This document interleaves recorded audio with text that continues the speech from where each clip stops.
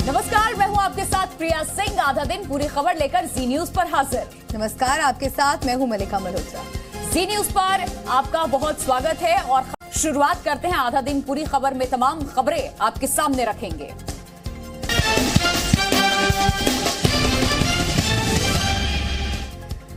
तो कर्तव्य पथ पर आज फुल ड्रेस रिहर्सल के दौरान भारत के पराक्रम की बेमिसाल तस्वीर देखने को मिली।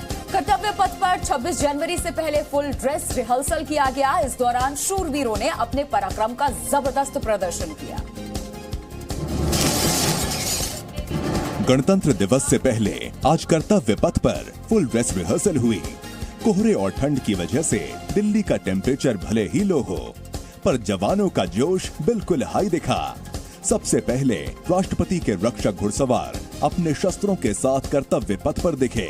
फिर कर्तव्य पथ पर तीनों सेनाओं के जवानों ने फुल ड्रेस रिहर्सल। ये जनाब फूल की खेती करके 1 एकड़ में 1 साल के 30 लाख तक कमा रहे हैं।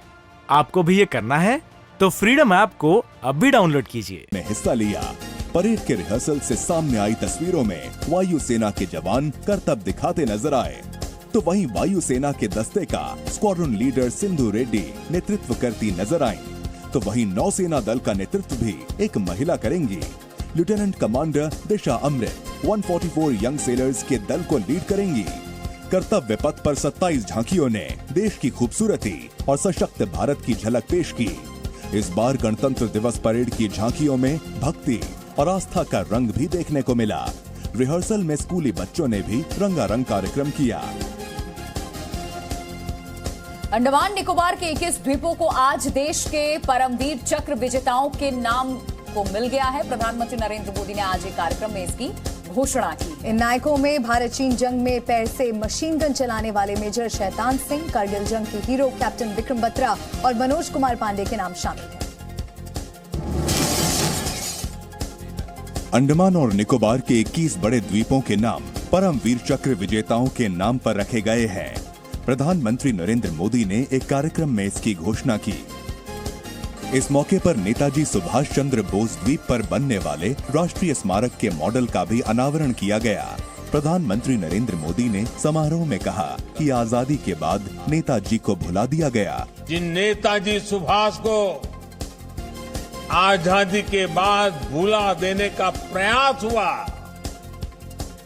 आज देश उन्हीं नेताजी को पल पल याद कर रहा है।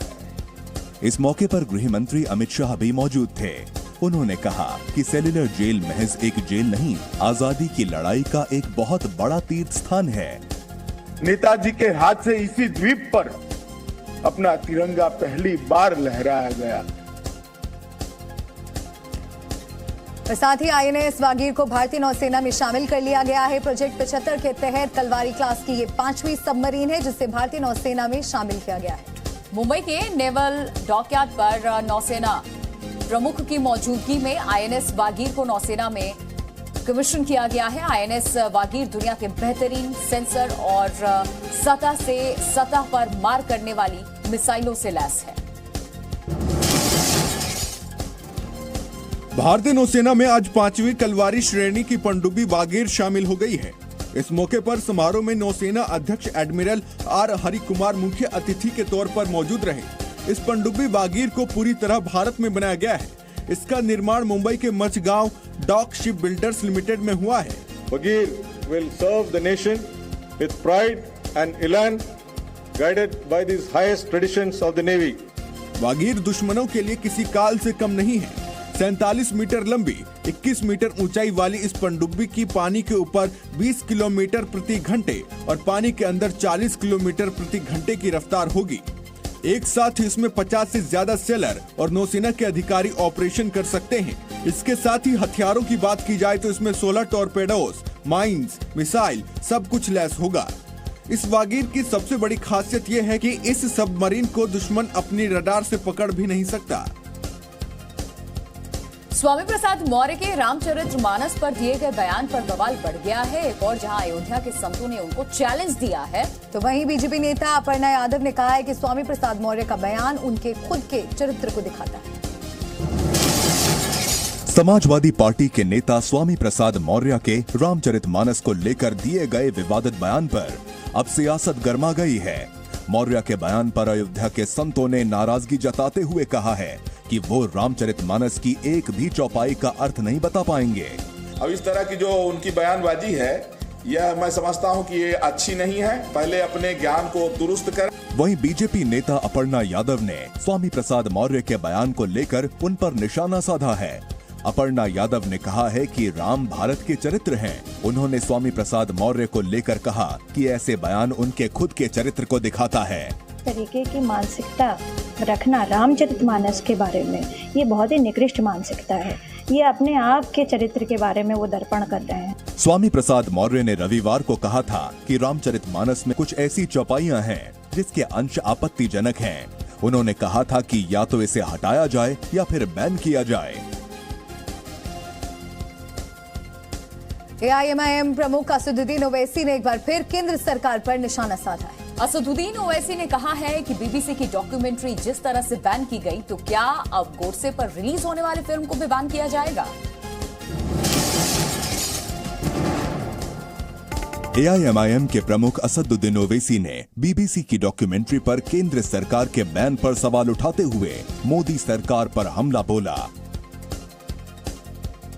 ओवैसी ने सवाल किया कि क्या पीएम मोदी महात्मा गांधी की हत्या करने वाले गोडसे पर रिलीज होने वाली फिल्म को भी बैन करेंगे।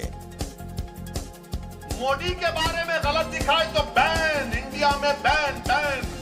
और गांधी को मारने वाला जो गांधी को गोली मारा, उस पर कोई बैन नहीं। इतना ही नहीं, ओवैसी ने टीपू सुल्तान की तारीफ करते हुए कहा कि वो वफादार था, गद्दार नहीं था। वो अंग्रेजों से लड़ते हुए शहीद हो गया। टीपू की हम तारीफ क्यों करते? टीपू गद्दार नहीं था, टीपू वफादार था। टीपू बुज़दिल नहीं था, टीपू बहादुर था। टीपू अंग्रेजों से गुलामी को कबूल नहीं किया। सीवान में 4 लोगों की मौत को लेकर मामला गहरा गया है। परिवार वालों का आरोप है कि जहरीली शराब पीने से मौतें हुई। वहीं इस मामले में कुल 12 लोगों को गिरफ्तार किया गया। प्रशासन का कहना है कि पोस्टमार्टम रिपोर्ट मिलने पर मामले की जांच आगे बढ़ाई जाएगी। सिवान में 4 लोगों की संदिग्ध हालात में मौत हो गई है, जबकि 7 लोगों का सदर अस्पताल में इलाज चल रहा है। परिजनों का आरोप है कि ये सभी मौतें शराब पीने से हुई हैं। पहले तबीयत बिगड़ी, बाद में अस्पताल में इनकी मौत हो गई। डीएम ने कहा है कि पोस्टमार्टम रिपोर्ट आने के बाद मामला साफ होगा। 2 व्यक्तियों के मृत होने की सूचना, कुछ लोगों के बीमार होने की सूचना प्राप्त हुई। तो हमारे अनुमंडल पदाधिकारी, पुलिस और सामान्य जिला प्रशासन, उनके द्वारा पूरी टीम लगा के वहाँ पे जांच कराई गई है। जिला प्रशासन ने इस मामले में 12 लोगों को गिरफ्तार किया है। ये घटना ओपी थाना क्षेत्र के बालागांव और भूपतपुर गांव की है। घटना की जानकारी मिलते ही सिवान के डीएम अमित कुमार पांडे बीमार लोगों से मिलने सदर अस्पताल पहुंचे। उन्होंने परिजनों से मुलाकात कर जांच का आश्वासन दिया। अब प्रशासन को पोस्टमार्टम रिपोर्ट का इंतजार है। रिपोर्ट आने के बाद ही साफ हो सकेगा कि इन लोगों की तबीयत कैसे बिगड़ी और मौत हुई। वहीं जिन 12 लोगों को गिरफ्तार किया गया है वो अवैध शराब के कारोबारी बताए जा रहे हैं। केरल और तमिलनाडु में आज 2 अलग-अलग हादसों में कुल 9 लोगों की मौत हो गई। केरल में जहां सड़क हादसे में 5 युवकों की मौत हो गई है, वहीं तमिलनाडु में क्रेन गिरने से 4 लोग अपनी जान गंवा बैठे। केरल के अल्लापुझा में तिरुवनंतपुरम की ओर जा रहे एक ट्रक से कार की टक्कर हो गई। हादसे में कुल 5 युवकों की मौत हो गई। इनमें से 4 ने मौके पर ही दम तोड़ दिया, जबकि एक ने अस्पताल में अंतिम सांस ली। पुलिस के मुताबिक ये भीषण हादसा नेशनल हाईवे पर रात करीब 1:30 बजे हुआ। कार तिरुवनंतपुरम जा रही थी, तभी आंध्र प्रदेश से अल्लापुझा जा रहे चावल से लदे एक ट्रक से उसकी टक्कर हो गई। हादसा इतना भीषण था कि 4 लोगों की मौके पर ही मौत हो गई। वहीं गंभीर रूप से घायल एक युवक ने अस्पताल में दम तोड़ दिया। मृतकों के शवों को मेडिकल कॉलेज में पोस्टमार्टम के लिए ले जाया गया है। वहीं दूसरी ओर तमिलनाडु के अरकोन्नम में द्रौपदी मंदिर में क्रेन गिरने से 4 लोगों की मौत हो गई। दरअसल गांव के मंदिर में लोग एक उत्सव कार्यक्रम के लिए इकट्ठा हुए थे। इसी दौरान क्रेन गिरी और हादसा हो गया। इसमें 4 लोगों की मौत के अलावा 9 लोग गंभीर रूप से घायल हैं। कहा जा रहा है कि क्रेन के इस्तेमाल की अनुमति नहीं थी। फिलहाल क्रेन संचालक को हिरासत में ले लिया गया है। जम्मू कश्मीर में 26 जनवरी से पहले सुरक्षा बलों ने बड़ी साजिश नाकाम किया। सुरक्षा बलों ने राजौरी इलाके में 1 किलो आईईडी बम बरामद किया। बम निरोधक दस्ते ने बम को डिफ्यूज कर दिया। वहीं श्रीनगर के ईदगाह क्षेत्र में आतंकवादियों ने ग्रेनेड फेंककर दहशत फैलाने की कोशिश की। जम्मू कश्मीर को दहलाने के लिए सीमा पार से आतंकी लगातार अपनी कोशिशें कर रहे हैं। रविवार देर रात राजौरी के दस्सल इलाके में आईईडी बरामद किया गया। आईईडी मिलने की खबर पर इलाके में हड़कंप मच गया। आनन फानन में सेना का बम निरोधक दस्ता मौके पर पहुंचा और बम को निष्क्रिय कर दिया। सूत्रों के मुताबिक आईईडी का वजन करीब 1 किलोग्राम बताया जा रहा है। इससे पहले राजौरी शहर में आईईडी होने की एक सूचना मिली थी। इस महीने राजौरी में आईईडी मिलने की ये चौथी वारदात है। वहीं श्रीनगर के ईदगाह क्षेत्र में आतंकवादियों ने ग्रेनेड फेंककर दहशत फैलाने की कोशिश की। इस घटना में एजाज नाम का एक शख्स मामूली रूप से घायल हो गया। वहीं कांग्रेस की भारत जोड़ो यात्रा जम्मू कश्मीर में जारी है। आज सांबा के विजयपुर इलाके से यात्रा की शुरुआत हुई। कांग्रेस का कहना है कि राहुल गांधी की सुरक्षा अहम है, लिहाजा सुरक्षा के साथ कोई समझौता नहीं किया जाएगा। यात्रा गुरुवार शाम पंजाब होते हुए जम्मू कश्मीर के कठुआ जिले में दाखिल हुई थी। और बात नोएडा की। नोएडा में 3 अलग अलग एनकाउंटर में पुलिस ने बड़ी सफलता हासिल की है। पुलिस ने बदमाशों के साथ एनकाउंटर में कई नामी बदमाशों को पकड़ लिया। गणतंत्र दिवस से पहले दिल्ली और उसके आसपास सुरक्षा कड़ी कर दी गई है और ये कड़ी सुरक्षा अपराधियों के लिए घातक साबित हो रही है। रविवार को नोएडा पुलिस का गश्त के दौरान 3 अलग अलग इलाकों में बदमाशों के साथ एनकाउंटर हुआ और तीनों ही एनकाउंटर में पुलिस ने नामी बदमाशों को पकड़ लिया। पहला एनकाउंटर नोएडा सेंट्रल जोन के थाना फेज 2 में हुआ। पुलिस ने 2 शातिर बदमाशों को बाइक से भागने के दौरान रोकना चाहा, लेकिन बदमाशों ने फायरिंग कर दी। जवाबी कार्रवाई में एक बदमाश के पैर में गोली लगी और वो घायल होकर गिर पड़ा, जबकि दूसरा बदमाश मौके से फरार हो गया। पुलिस ने 4 मोबाइल और 1 बाइक बदमाश के पास से बरामद की है। दूसरी घटना नोएडा जोन के थाना 58 की है। यहाँ भी चेकिंग के दौरान एक आरोपी ने पुलिस पर ही फायरिंग कर दी। जवाब में पुलिस ने गोली चलाई तो गोली आरोपी के पैर में लगी। पुलिस को बदमाश के पास से 5 मोबाइल और मोटरसाइकिल बरामद हुए। देर रात नोएडा में हुए तीसरे एनकाउंटर में पुलिस ने शातिर बदमाशों के एक गैंग को गिरफ्तार किया है। हैदराबाद से एक रूह कपाने वाला वीडियो सामने आया। दिन दहाड़े सड़क पर एक शख्स को धारदार हथियार से काटकर मौत के घाट उतार दिया गया और हत्या के बाद इलाके में दहशत फैल गई, लेकिन पुलिस के हाथ अब भी खाली। तस्वीरें हैदराबाद के पूरन पोल की हैं। वक्त शाम के 5 बजे का है, लेकिन तस्वीरें इतनी विभत्स हैं कि हम आपको दिखा नहीं सकते। सड़क पर 3 दरिंदे एक शख्स पर धारदार हथियार से हमला कर रहे हैं। बराबर से ट्रैफिक भी गुजर रहा है, लेकिन कोई उन लोगों को रोकने की कोशिश नहीं करता।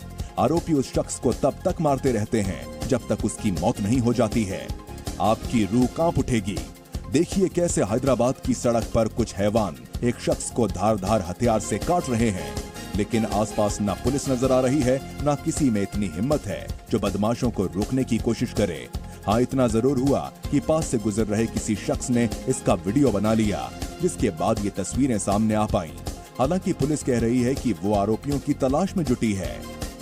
100 फीट रोड पुराना पुल నుంచి 102 పిల్లర్ కు వెళ్లే దారి లోపల మూసీ నదిని ఆనుకొని దీనిలో పూర్తి వివరాలు ఇంకా తెలియాల్సి ఉంది। ఇన్వెస్టిగేషన్ నడుస్తుంది। सरकार लाख दावे करती है कि सबको बेहतर स्वास्थ्य मुहैया कराना उसकी जिम्मेदारी है, लेकिन यूपी के बाराबंकी में एक महिला को ठेले पर अस्पताल लेकर जाना पड़ा। मरीज को सरकारी एम्बुलेंस नहीं मिली, जिसके बाद परिवार वाले महिला मरीज को ठेले पर लाद कर ले गए। बाराबंकी में सिस्टम कैसे सरकार को आंखें दिखा रहा है, ये तस्वीर उसकी एक वानगी भर है। जब सरकार हर आदमी को स्वास्थ्य सेवा देने पर जोर दे रही है, तो प्रशासन उसके मिशन को पलीता लगाने में जुटा है। बाराबंकी में ठेले पर मरीज को ले जाने की ये तस्वीरें सोशल मीडिया पर वायरल हो रही हैं।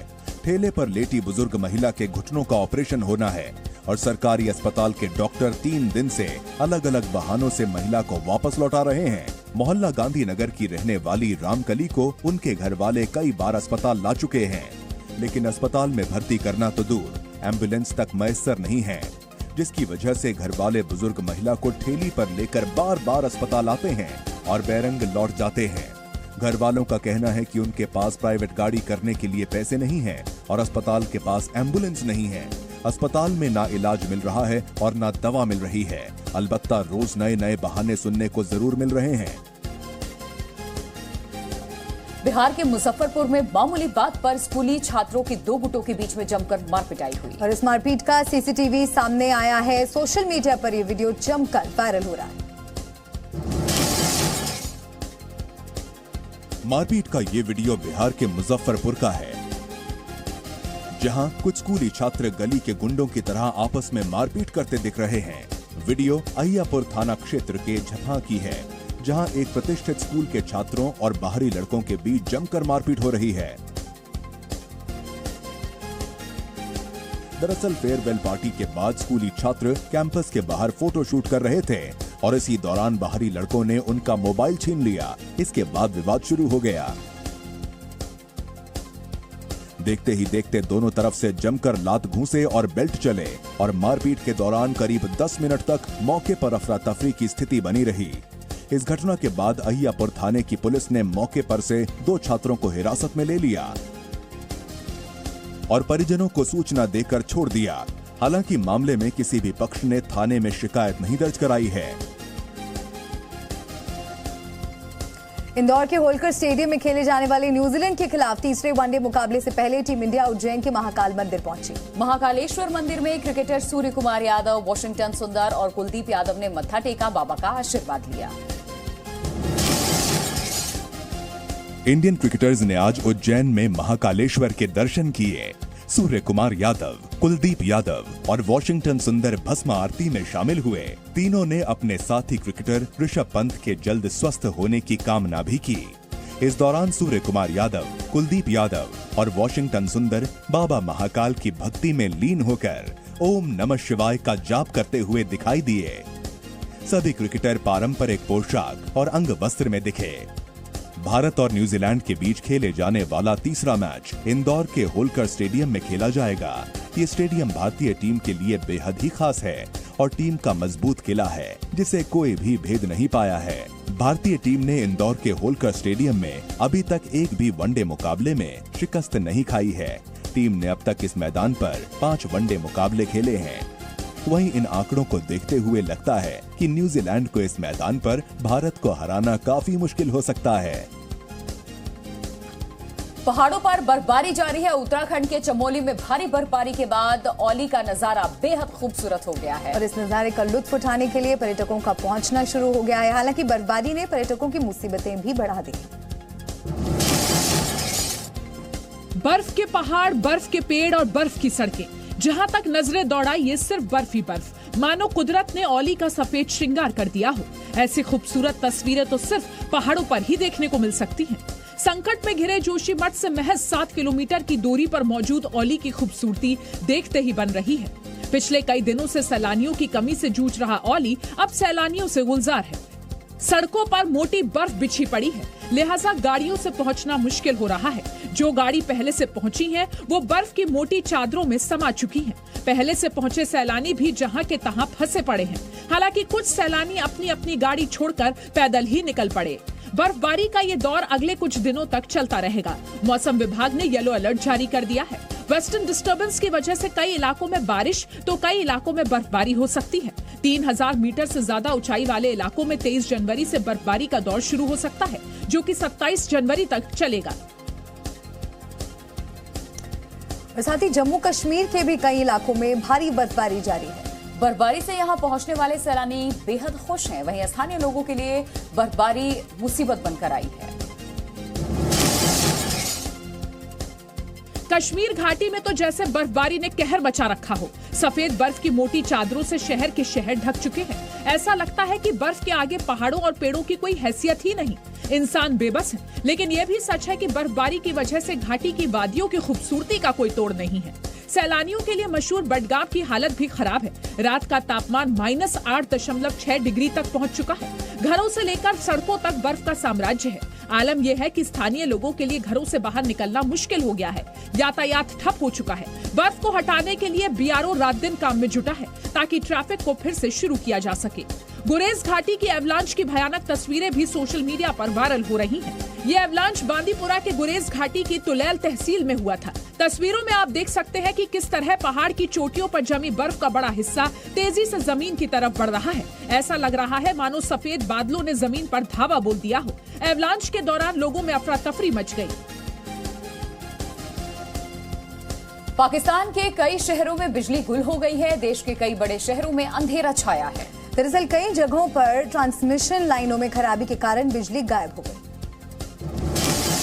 आर्थिक संकट में डूबा पाकिस्तान अब वाकई अंधेरे में डूब चुका है। देश में पहले आटा खत्म हुआ, फिर गैस और पेट्रोल का संकट आया और अब बारी बिजली की है। दरअसल पाकिस्तान के 4 बड़े शहर कराची, लाहौर, इस्लामाबाद, क्वेटा में बिजली गुल हो गई है। खबरों के मुताबिक सुबह करीब 7:30 बजे देश में बिजली गुल हो गई, जिससे कराची और लाहौर सहित प्रमुख शहरों में ट्रांसमिशन लाइनों में खराबी के कारण बिजली नहीं आई। पाकिस्तानी समाचार चैनलों के मुताबिक कराची के 90% जगहों पर बिजली की आपूर्ति प्रभावित हुई है। ऊर्जा मंत्रालय ने कहा है कि सुबह नेशनल ग्रिड की सिस्टम फ्रीक्वेंसी कम हो गई, जिसकी वजह से बिजली सप्लाई पर असर पड़ा है। पाकिस्तान पहले से बिजली की किल्लत और लंबी कटौती का सामना कर रहा है। सरकार बिजली बचाने के लिए बाजारों को 8 बजे ही बंद करने का आदेश जारी कर चुकी है। लाहौर में मॉल रोड और दूसरे इलाकों में लोग बिजली कटौती के संकट से जूझ रहे हैं। अधिकारियों ने कहा कि वे मामले की जांच कर रहे हैं। खबरों के मुताबिक ट्रांसमिशन लाइनों में तकनीकी खराबी के चलते सिंध, खैबर पख्तूनख्वा, पंजाब और राजधानी में बिजली ठप हो गई है। और बात सीरिया के एलेपो में ताश के पत्तों की तरह इमारत ढह गई। इस हादसे में 13 लोगों की मौत हो गई। इस इमारत में लगभग 30 लोग रह रहे थे। ये एक 5 मंजिला इमारत थी।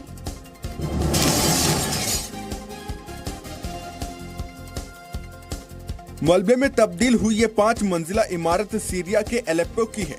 एलेप्पो में रविवार को अचानक ही एक 5 मंजिला इमारत धराशायी हो गई। हादसा इतना अचानक हुआ कि कई लोगों को बचने का मौका ही नहीं मिल पाया। हादसा होने के बाद तुरंत फायर ब्रिगेड और अलग अलग विभागों के लोग पहुंच गए। मलबे से लोगों को निकालने का काम भी तेजी से शुरू हो गया। बताया जा रहा है कि इमारत में पानी का लीकेज होने की वजह से इमारत अंदर से कमजोर हो गई थी और अचानक भरभरा कर गिर पड़ी। बताया जा रहा है कि अब भी मलबे के अंदर कई लोग दबे हो सकते हैं। स्थानीय लोगों का कहना है कि इस इलाके की कई इमारतें पहले ही युद्ध के कारण बमों और गोलियों की बौछार से कमजोर हो गई हैं। ऐसे में इस तरह गिरने का खतरा यहां कई इमारतों पर मंडरा रहा है।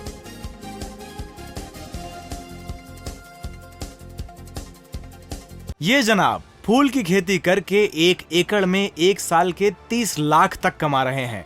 आपको भी ये करना है तो फ्रीडम ऐप को अब भी डाउनलोड कीजिए।